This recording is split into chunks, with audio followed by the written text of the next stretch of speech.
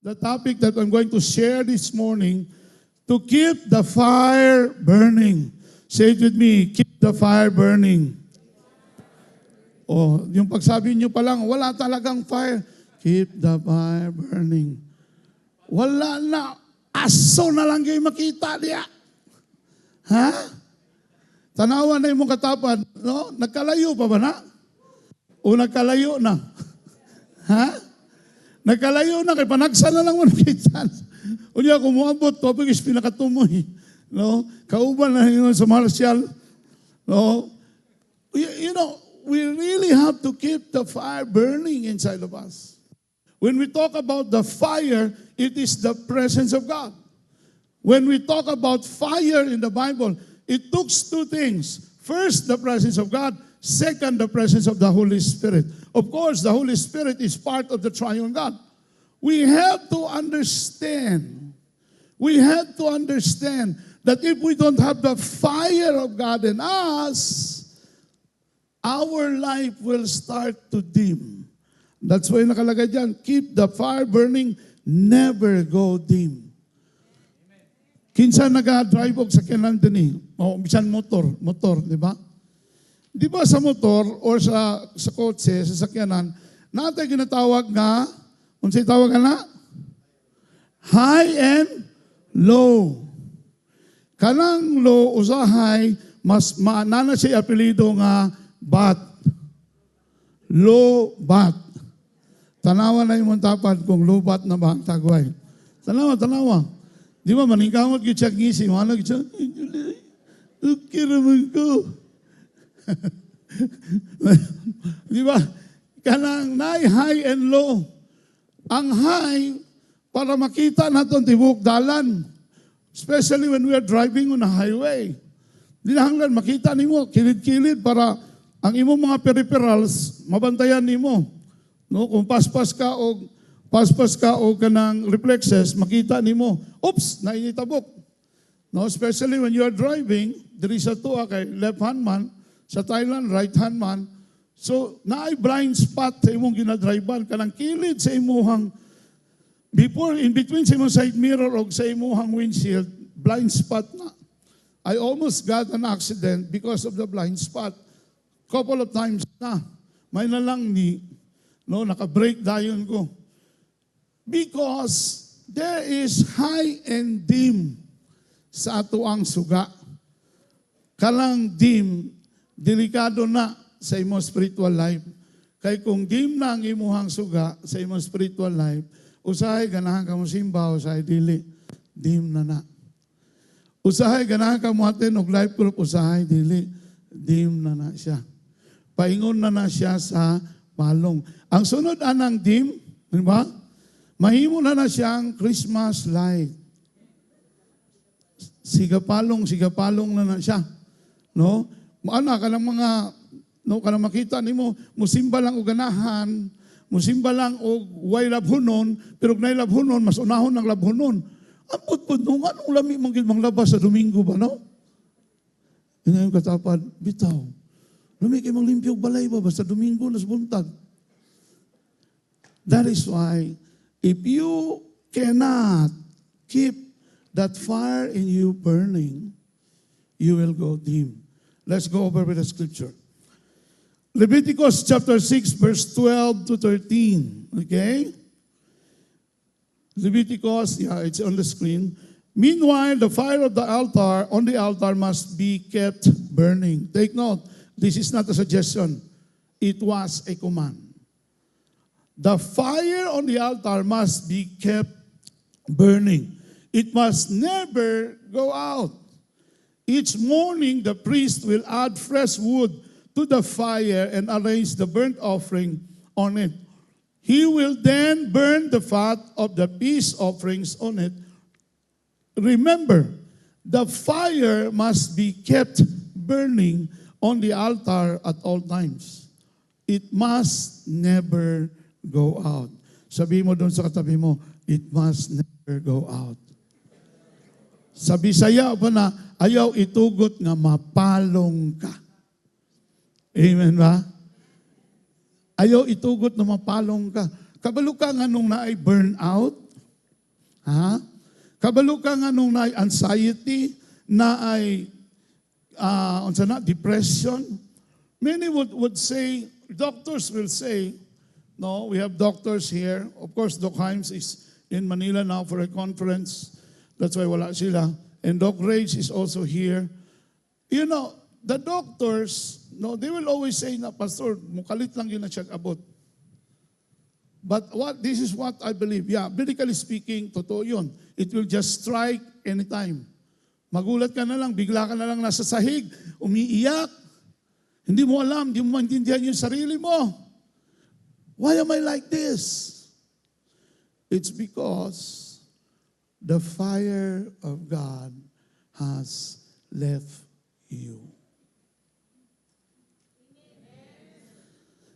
Ang sakyanan na ginatawag na wear and tear. Okay? Ang sakyanan, pag brand new mo sakyanan, first 5 years, wala kayo na maintenance. No, mga ligid lang, change oil, minsan yung may pan belt, pero hindi naman ganun ka, talaga. Wala masyadong maintenance.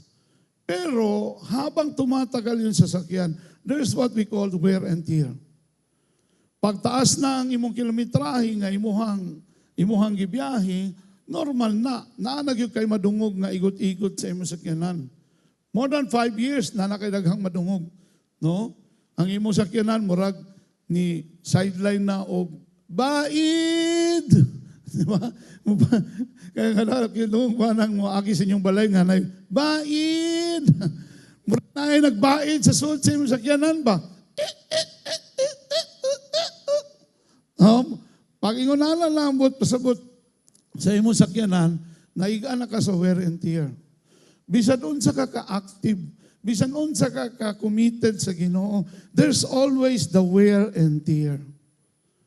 Because of some problems, because of some testings in life, no, ma-drain yun ka. Normal yun na.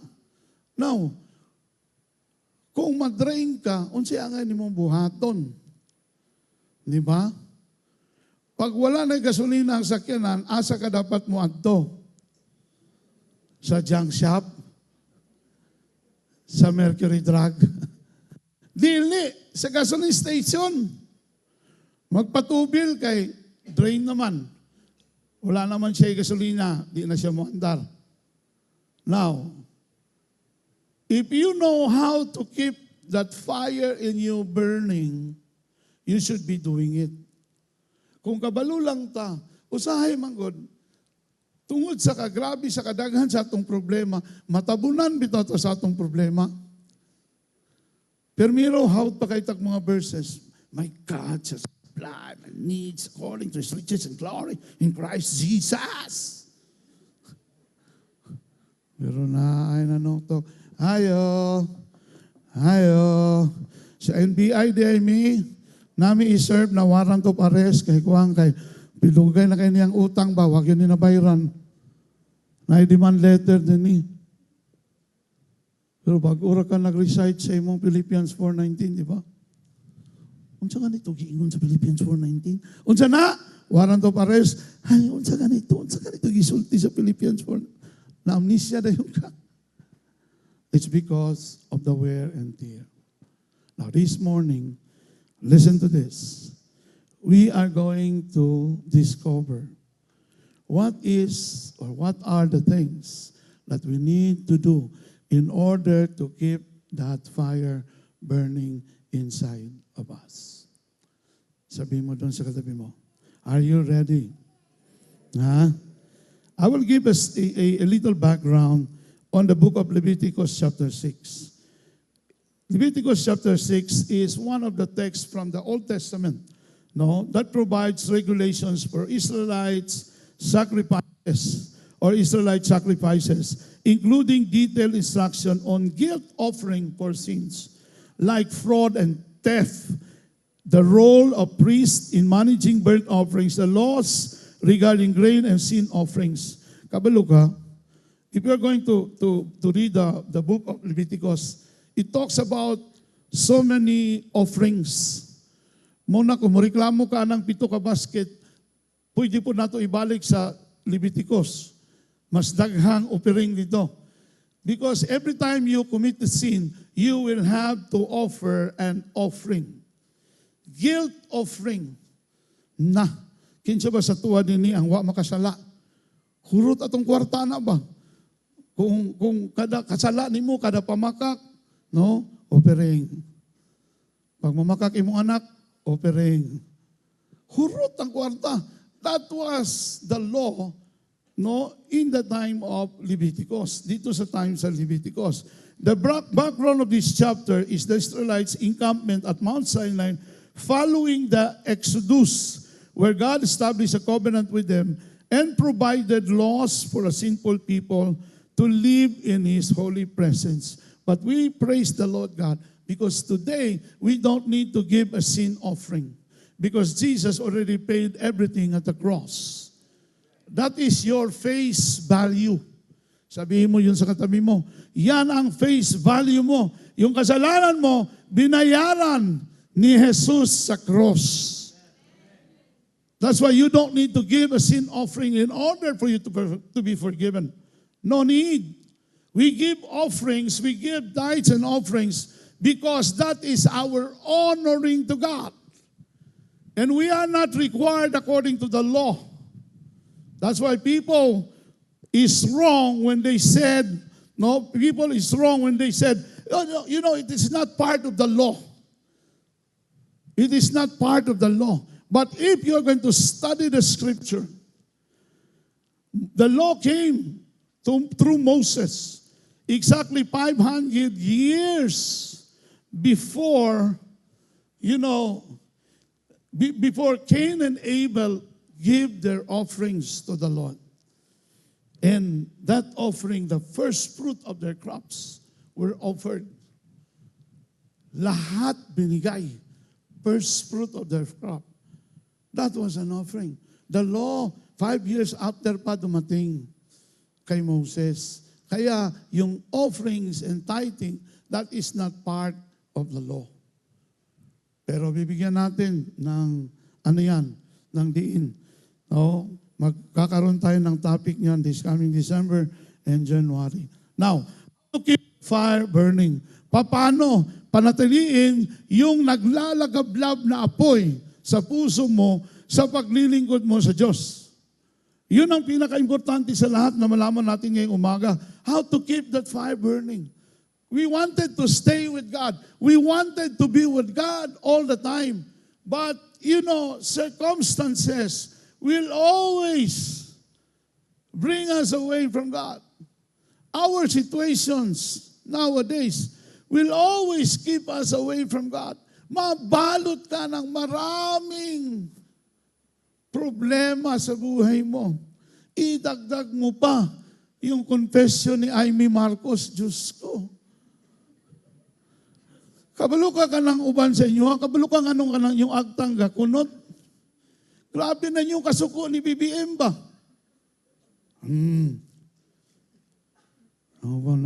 Pastor, ayun, higuti ng politika, Pastor. Gikan Lunes hangtod Sabado, politika. Karon pagabot ng simbahan, politika gyapon. I'm not talking about politics. I'm talking about how to keep the fire burning. Because social media, it is a fire killer. Social media will always present us something na dapat natong ipaglaban. Diloy kay ato ning katungod.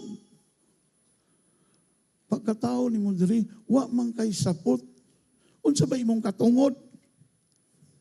Nagkaroon lang tag katungod because of what Jesus had done on the cross. In the first place, we don't have rights. We are slave to Satan before. We are slave to the enemy before. That is why even up to now, na gi-deliver na sa Ginoo, we were delivered and received freedom from God through His through His crucifixion and resurrection. No? Ang atong mindset na gihapon ang sala, sige gihapon nato. Sige gihapon og impluwensya sa atong kinabuhi. At least in the mind na lang, never in the heart. Mo na importante gyud, no? Daghan na kag problema. Ayaw na dungagi sa social media. Kita mo very accommodating kayo. Tanawa lagi, tanawa. Tanawa. Tama si Inday.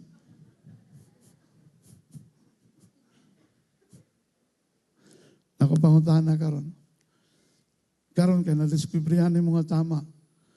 Unsa may imong buhaton, be? Makatapang ka?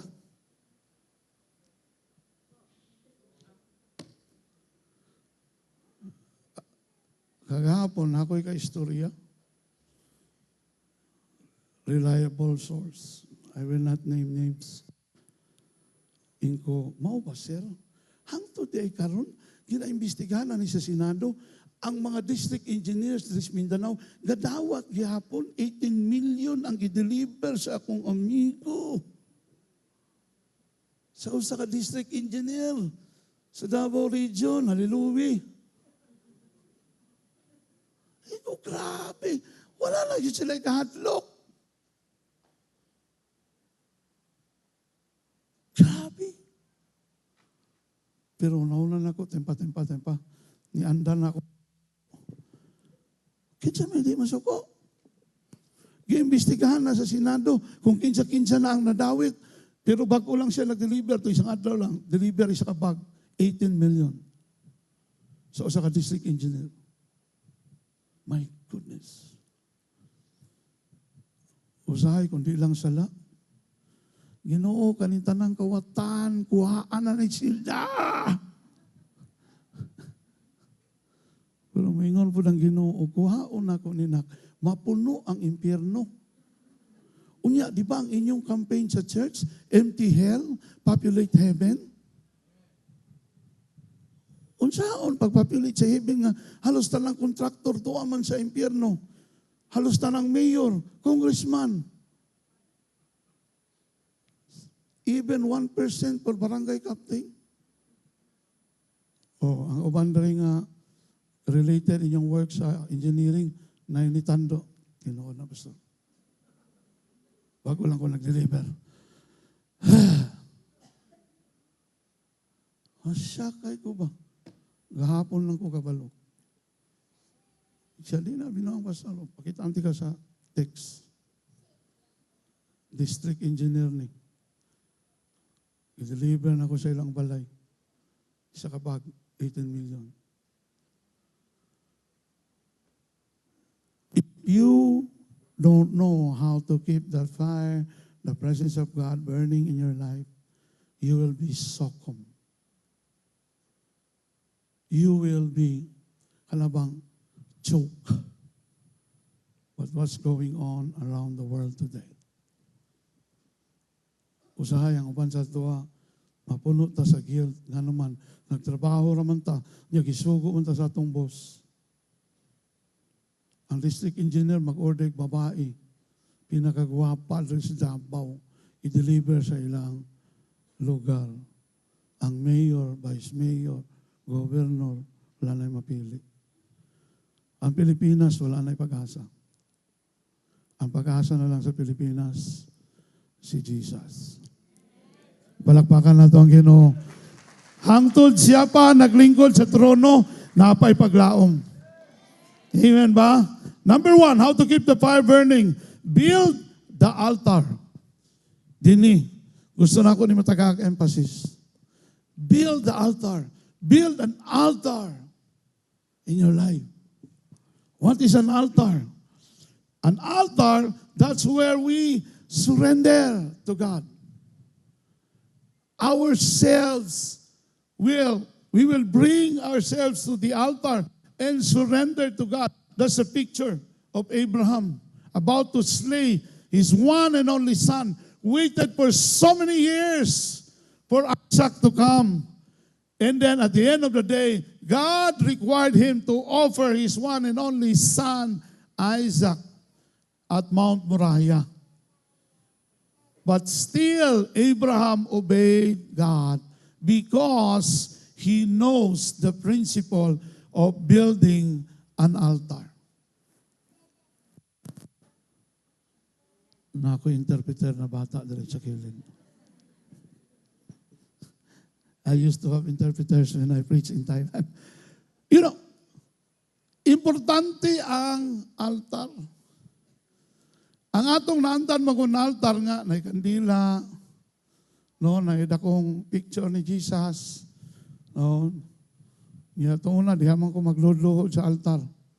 Pag makasala, ato rin mi sa mong altar, unya modupa niya na asin sa ubos. Tapos, no, thank you sir, modupa niya na asin sa ubos. Unya na bato, duha ka buok sa tumoy. Nakasala akong manghod. Unya akong manghod may gisugo atong sa akong mama. Butangin nagbato ang duha ka kamot ni Manong. Kay namakak siya. Naligo mig sa pa, mantudto. Pero duha gud mi sa akong manghod. Ako mo silutan kay ako'y kinamagulangan. Ikaw dapat magtudlo sa imong manghod. Imo nang idaldal dito sa paog nga matay, nga lumos mo. Asa mo maanod. Wa mi kabalo asa ninyong patayng lawas. Di ba pwede nga maanod lang? Grabe. Nagluhod ko dito, grabe. No?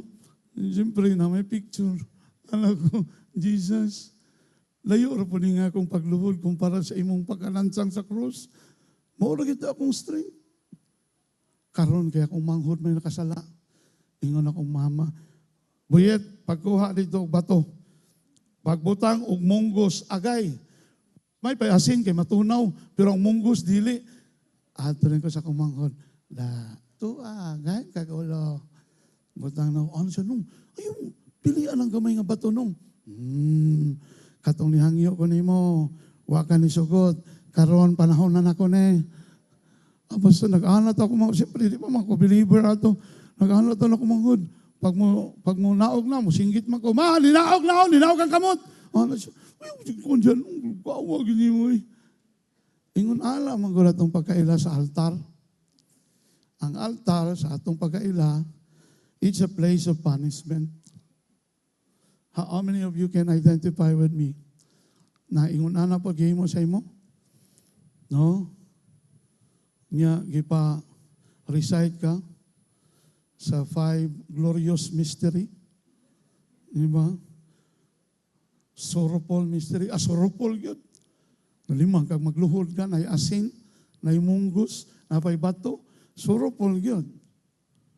But this is a different altar that God requires from us today. This altar is a place of surrender. Say it with me, surrender. Pag muadto ka sa imong altar, you are there to surrender everything. Lord, katong chicks nga, igwapahan ako, Lord. Sa iluwa ko, Lord. Alam mo ko yung asawa, pero nga naman, Lord, oy nga, gwapa pa mangyapon to siya. Imo nang isurrender tanan. Pati nang mga tinaguan nimo sa imong wallet, ngawa nimo gipakita sa imong asawa, i-appeal nag-surrender.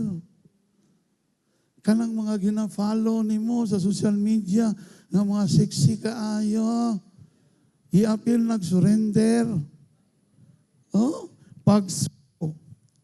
Di ba? Ingay mo katapad. Kasi nga ba kayo masurrender diya? Ha? Picture sa daang uyab. Napagyapon kay album, grabe na po na. Uy, mga ex ni mo, gibutangan pag hindi mo portrait. Napagyapon kay album, imo pag yung ipa-frame. Ako yung asawa, bunalang ko nagmaso ba. Ay, isurrender na na. If you don't surrender, the fire won't come down. Kung dili ka mo surrender nga to sa Ginoo, total surrender to God, you cannot receive the presence of God. Because what is important in the altar is the offering, is the sacrifice. The altar is useless without the sacrifice. Kaya nga, the fire falls where the heart is surrendered. Pag ang imong kasing-kasing na surrender nimo sa Ginoo, dili lagi ka perpekto, normal na. Ayaw pangita ni Picto. No, kaya ang perpekto lang, si Perpekto Yasay Jr. Patay naman po siya. Walay perpekto nga tao. You are not surrendering your life because you want to be perfect. No way. As long as you are here, you will never be perfect. Only Jesus is perfect. Kanang pag-surrender sa imong tibuok, kinabuhi nga to sa Ginoo. Tibuok ha? Dili partial. Not 90%, nor 99%. 100% surrender. Diba? Simba lagi ka. No? Apil kag simba. Pero ang imong huna-huna, no? Unsa na kayo naitabo ni Digong no? Nagulap sa ba daw to? Luuya, tatay Digong, uy. Surrender. Yan ang makatapan. Surrender. That is the word this morning, surrender. No altar, no fire. Just take note of this. No altar, no fire. It will always start with, Lord, here I am. I am coming to you. I would like to surrender my life to you. Here I am. Change me. Help me. Empower me by the Holy Spirit not to commit sin from time to time. Warn me. Refrain me. Lord, badlong ako. Once paingon ako sa sala, ang akong tiil, Ginoo, paingon na dito sa tayanan, sa luto. Lord, palihog, isimang akong tiil. Nabayupan sa inyo, anak. Uy, dako na ang luto. Luka. Kani, ako'y makadaog kani. Pabuhatang gina ko nagsimbahan si Pastor Lerba. Nga pag human, nidaog yung ka ba, no? Nga, naingong ka nga, Pastor. Ako tong nidaog sa luto. Pabuhatan ti kag simbahan. Ayaw na pagsulti asagikan, ihatag na ng kwarta. para makabuhat ng simbahan. Makonsensya pa ko. Di ba? Pero gihulog niyo mula sa offering for our church building. Uy, siguro di rin nagikan sa insertion. Basig na engineer nga nakahuga na diya, Diyos ko. Damay pa ta. Imbestigahan pa ang the word. Ganong importante ang altar? Ganong importante ang offering, sacrifice? Kuyaw kayo si Isaac ba? Ana si Isaac verse 7 sa Genesis 22. Ingon siya, the fire and the wood, Father, the fire and the wood is here. But where is the lamb? Grabe si Isaac, no? Bata pa siya ba? Pero kabalo na siya sa principle of sacrifice. Kabalo na siya sa principle of the altar. Maybe he's watching his father doing some sacrifices at the altar before ni nahitabo sa Genesis 22. Kaya kabalo man siya. Father, the fire and the wood are here, but where is the lamb? Unsa gitubag ni Abraham? Ha? The Lord will, the Lord will provide. Dali, dagan na yun kayo, kasi mausap ako na-una. Oh. Kanang magduka-duka diya, makamata mo ginabaw. Wasig isa kalibo diya ako mabunot, so, perting timingan ni mo. The Lord will provide. Ibig sabihin, they know the principle of the offering. When you made an altar, be sure that there is an offering or a sacrifice put in that altar. Because when you say, I'm building an altar before God, and you don't have an offering before God, I'm not talking about money, okay? Remove it from your subconscious mind. I'm not talking about money. I'm talking about our own selves. To offer it before God. We are the offering. Ikaw ang buhing halad para sa Diyos. God doesn't need your money. What He needs is you. Ikaw ang iyang kikinahanglan. That is why in Romans 12:1, therefore I urge you, brothers and sisters, in view of God's mercy, to offer your bodies as a living sacrifice, holy. Take note. When you offer your body to the Lord, it is holy and pleasing to Him. This is your true and proper worship. When you come to God, when you build an altar before God, and you offer yourself as a living sacrifice, you offer yourself in the service of the Lord. You offer yourselves in the work of the kingdom, together with the pleasure of the King. It is holy. Mauna kung involved ka sa ministry, it is holy. Dili po pwede nga, tungod kay, na-offer na ni mo mong kaugalingon, hawd na po kay ka. Sunod ka na ako ha, ako biya head rin. Saan ka? Nga naman tsura. Dili. Sunog yapon ni mong offering anak. Burnt offering ang mahitabo. When we serve God, always remember this is holy unto the Lord. When you serve His people, when you help people, particularly in the kingdom of God, in the family of God, that is holy unto the Lord. And it is called proper, true, and proper worship. Unsi tinuod nga pagsimba, ang pag-offer sa imong kaugalingon dias Ginoo. Not sing songs of worship. Songs of worship can lead us into the deeper worship in the Spirit. But serving God is the real or the true kind of worship. Muna kung wa ka nangalagad sa Ginoo, nisimba lang ka para makadungog, makakaon, ay nibisita lang ka sa restaurant. Nga narabay uban. No? Mubisita sa restaurant niya, muuli rapod, ni kaon niya, wani bayad. Ingon ako dito sa Thailand, you cannot do that in the Philippines. Once you order, you have to pay. After you order, after you eat, after you are satisfied, then you have to pay. There's no such thing as free. Unless you are a Buddhist monk. Because in Thailand, the Buddhist monks are all free. They only have 5 baht in their pocket. They go to restaurant, sila pa ng unang serbisyuhan. They will ride the train.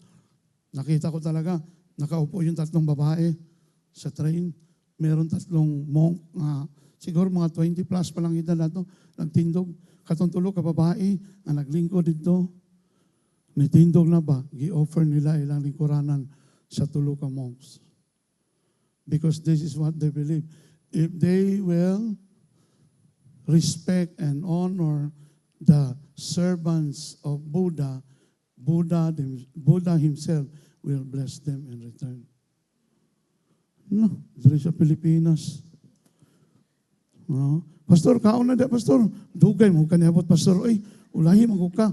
Langayan po kay ka, Pastor. Oy, tanawa, mo na lang sa lino. Ano pa may, tilukan na lang na, Pastor. Sa ila, that is disrespect. May patutungunan, no? Tungunan, oy, wala pa nebot si Pastor. Oh, gabaan yung ano ba? Karon na born again lang tayo, murag wala naman tayo batasan. But even the wrong kind of worship in Thailand, Buddhism, they show respect sa ilang mga leaders. Why? because they believe that Buddha will honor them. They believe in good karma, di ba? By the way, Christians, stop using the word karma. That is connected with Buddhism. What we receive is blessings, not good karma. Okay? Now, may ibang mga believers, magsiluputang pa sa Facebook, "Hi, good karma."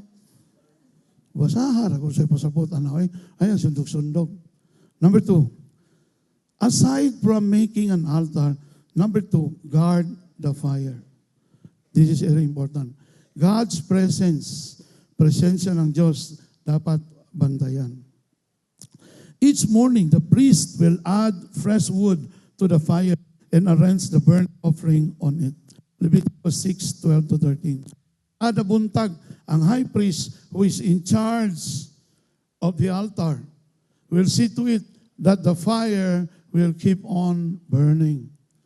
He has to go out and bring the firewood para masugnod dito, mapadayon ang fire na naa sa altar.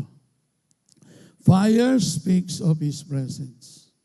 Bantayan nato na dili mapalong ang kalayo sa Diyos sa atong kinabuhi. Naay daghan kayong makapalong, gawas ng kaaning nga room, daghan kayong makapalong ng mga butang. One is hatred, anger, unforgiveness. There was one pastor in the name of Dr. John Bevere. He's very famous in the move of the Spirit. He's teaching about speaking in tongues and baptism of the Holy Spirit. Dr. John Bevere explained, na daghan kaayog mga causes. One of the causes why you cannot receive the baptism of the Holy Spirit, the empowerment of the Holy Spirit, why you cannot speak in tongues. Number one reason, not because you don't believe, but because you have unforgiving spirit. Dili ka makapasaylo. Mo nang dili ka hatag ang Ginoo sa imong gasa. Naay mga butang, bantayin ni mga butang nga mo'y makapalong sa imuhang kadasig sa Ginoo. Bad company. Karon simba ka, pag uli nimo, sabay na po kasi mga barkada, ang imong mga barkada kay hili kayog happenings. Umagana. Ay, paila na yung pastor. Kanang Biblia, binuhat na sa tao, ay tuwa na. Enjoy ta. Di ba ingon na sa Bible? Enjoy life while you are still young. Basahan na ito sa ubos. Unsay ending na. Di ba? Ecclesiastes man na, di ba? Unsay ending dia. The Lord will make you accountable to what you do. Whether it is good or bad, you will make accountable to Him.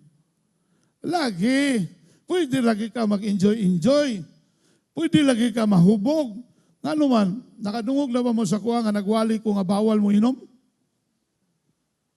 Bawal manigarilyo? Nakadungog na mo, wala. Pero wapod mo kadungog, nga ningong kog pwede. Ha? Wala mo kadungog, ngumingong kog pwede na manigarilyo. Okay na magarilyo. Mas strengthen mo lang sa anak. Kaya ka nang inighigop, ito na mo, labi na kung ang imong higupon, wala na kanang filter, nicotine na lang tanan. Mo diretso na sa imong lungs, so your lungs will become healthy and active. I did not say that. Awayon ko ni Doc Rage nga nakaposisyon na karon diha sa health and medical. Dilibot pasabot kay wala gibawal pwede. All things are permissible, but not all things are beneficial. Tanang butang pwede nimo buhaton. Tanang butang pwede nimo buhaton, pero dili tanang butang makaayo. Amen ba? Kung di ka ganahan mo simba, di makabutan sa Ginoo. Sige lang, panayon lang diya. Pero kung maglinog, ay panawa ko Ginoo, ha? Jesus, tama na yung taon, Jesus. Musimba na lagi ko, Lord. Mabalik na ko. Magatawa. Imbis kay maluoy ko magtanawa ng mga videos, magatawa ko ba, tanawa na ko ning tao, God. Pag okay ang kinabuhi, wag yo'y sangpit-sangpit sa Ginoo, yawa pa panagsa. Pero nanay kalamidad, nanay problema, grabe na, di nakabayad sa utang, nanay warrant of arrest, nanay bumbay nga magsigig sa saoy sa gawas, pabulot-bulot siyang motor, nanay motor nga white plate number. Nagkurong na, Lord. Pasiluan ako, Lord.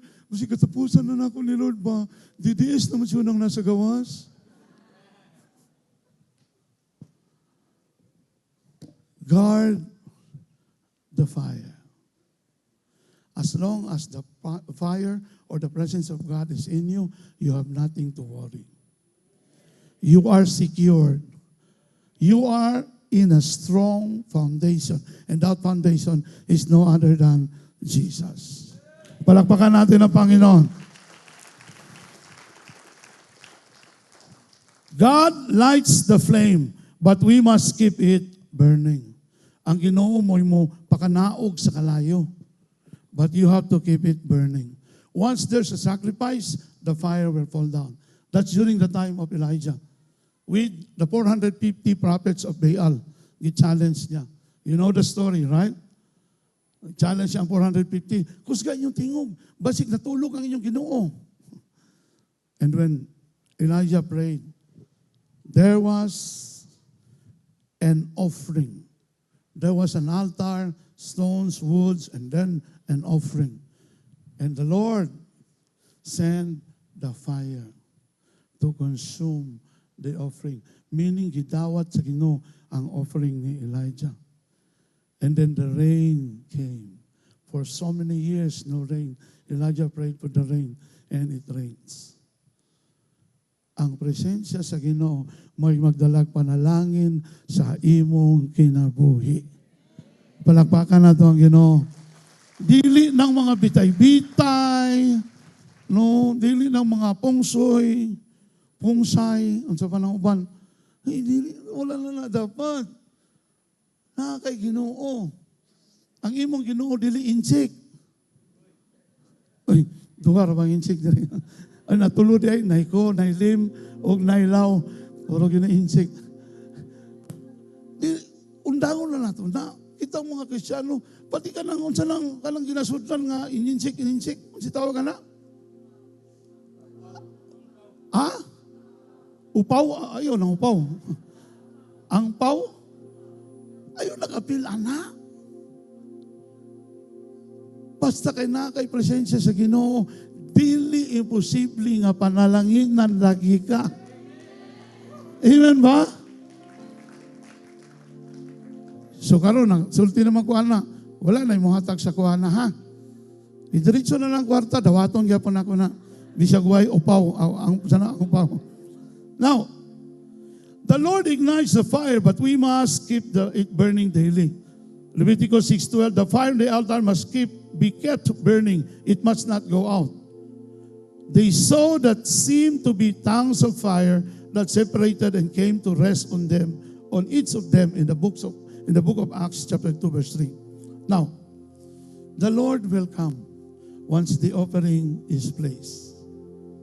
If God is delighted with the offering at the altar, His presence will come. This morning, we are going to build an altar before God.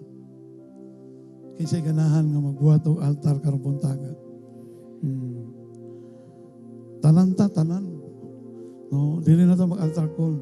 Diyan lang sa inyong tindugan. Talanta, i-offer na ito atong kaugalingon sa Ginoo. Lord, I just want to build an altar. I just want your presence to remain in me. I just want your presence not to leave me. I want the fire in me burning. Para og musturya bitaw ko, Lord, tuhuan bitaw ko. Kaya nga naman, makita man nila ang presensya sa Ginoo sa akong kinabuhi. Mahimong dili ka kwartahan sa pagkakaroon. Dili pa. Pero pag mustorya ka, bisan ang mga taong adunahan, maminaw nimo. Tungod kay makita nila ang presensya sa Ginoo nagamanifest sa imuhang hitsura. Last, build the fireplace. Importante ni. Once we have the altar, the fire will come. But there is also a place called a fireplace. Every Sunday morning, this is our fireplace. Bakit? Anong ibig sabihin yan? I will do this quickly. Build the fireplace, meaning discipline. Okay? Kinahanglan na kay disiplina. Daily devotion, church, godly habits strengthen the fire. Soaking, YM for the young people, that is a fireplace. Your life group, that is your fireplace. When you come to your life group, di ba, makalayuhan ka? Mabless kayo ka? Pag mag-share ang mga life group leaders, they are not yet pastors. But when they share the word of God, gano'n ma-encourage man ka, gano'n makalayuhan man ka, tungkol kay pulong sa Ginoo ang ilang i-share. And they are testifying to you guys that God is alive, God is true, God is real. Because God provided for our needs as leaders. If you will just talk to me and ask me, Pastor, what keeps you going? What keeps you serving God? For how many years now? You have been through with so many problems. Ilang beses ka nagkaroon ng mabigat na problema at hanggang ngayon, patuloy yung mga problema na yan. Bakit ka tuloy pa rin ang tuloy? It's because of the presence of God. Sabi ko last Sunday, Moses was excited with the presence, not with the promise, the promised land. Excited man ta madato. Amen. Kinsa excited madato? Katong moingog amen, maura kito madato. Anawa, nidaghan basta dato na ganing isgutan. Excited man ta mabless sa Ginoo. Pero dapat mas excited ta nga makauban nato ang mo-bless nato. Amen ba? Ano man lang uban, ganahan magyud kay silang magpa-picture ni Manny Pacquiao. Gano'n man lang uban, ganahan man kayo sila. Kay kabalo man sila. Kabalo sila, makatuno lang kong subriyan ni Ron, taon-taon. I was there watching people in mansion. And lalo na ngayon, mansion 3.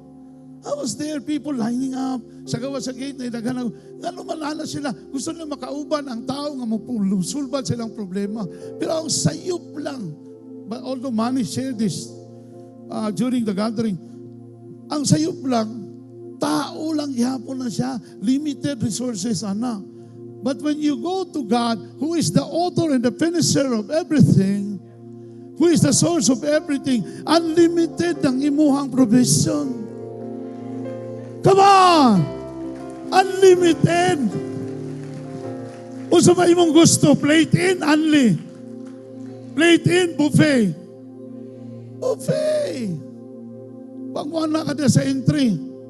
Si Tanta magsiranran akong gidala diya, basta murag makalay. Oy, asa may unahon, ani Ran, ikaw, asa makaran? Ingubot si Tamtam, kanin, gidala na ako akong kutsara, o akong kwan. Uy, na serving spoon diha. Excited kayo, tarantan na naman. Buffet.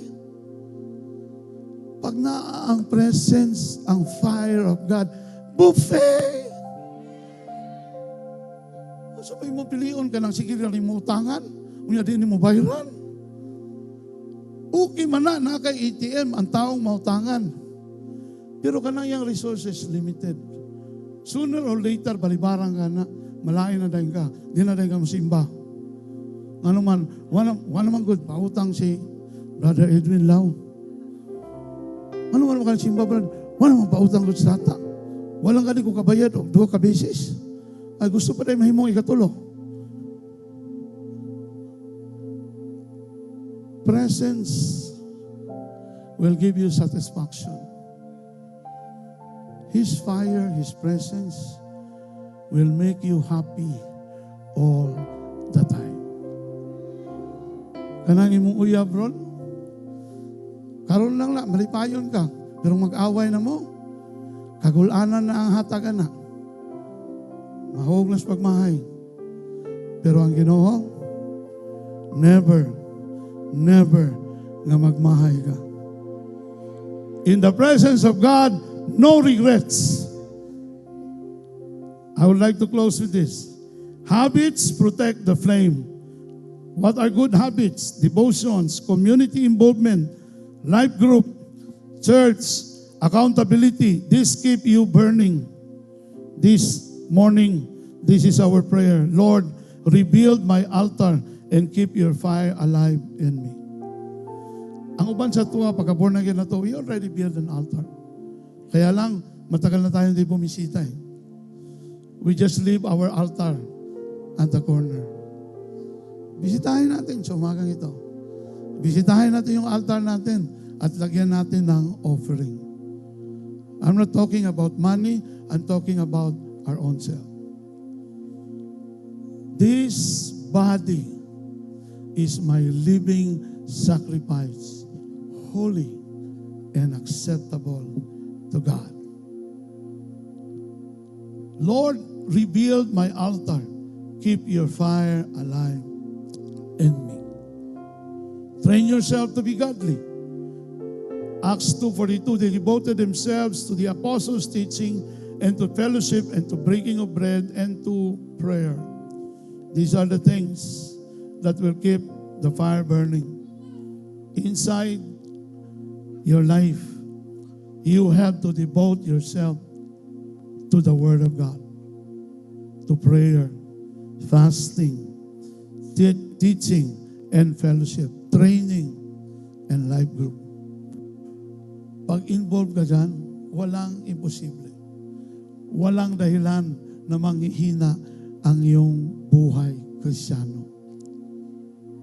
Hindi ka lang Kristiyano because the word Christian, is a religion. You are not just a Christian. You are a believer of Isa al-Masih. You are a believer of Jesus, the Messiah.